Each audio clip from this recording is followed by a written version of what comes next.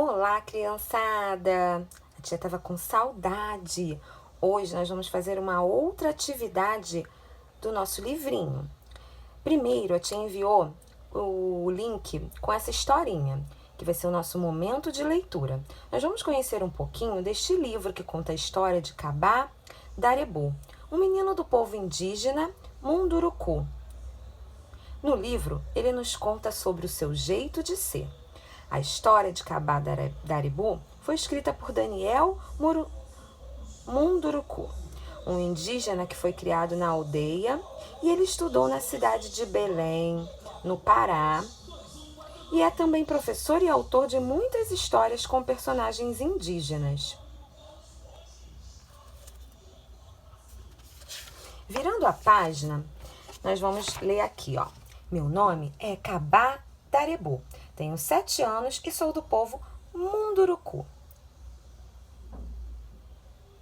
Meu povo vive na floresta amazônica e gosta muito da natureza. Meu avô me disse que ela é nossa grande mãe. Recebemos os mesmos nomes dos nossos antepassados e meu avô escolheu este para mim, para homenagear um sábio ancestral que não suportava a violência.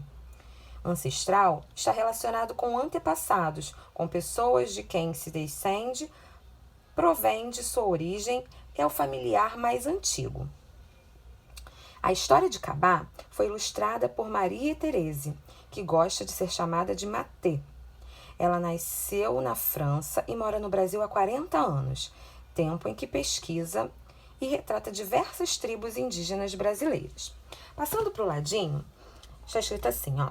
Quando existe um monte de casas juntas, nós chamamos de aldeias. Assim é minha aldeia. Perto da aldeia tem sempre um rio onde a gente brinca. O Kabá é um menino indígena que vive nessa tribo, Munduruku, na floresta amazônica. A floresta amazônica é a maior floresta tropical do mundo. Ela é atravessada por muitos rios, entre eles o grandioso rio Amazonas.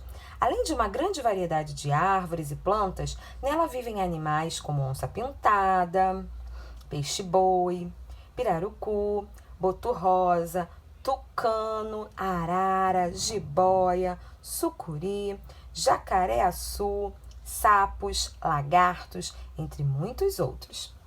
Agora, criança e famílias, nós vamos usar a imaginação. Utilizem o espaço abaixo para representar a floresta da sua imaginação. Vale desenhar, colar imagens,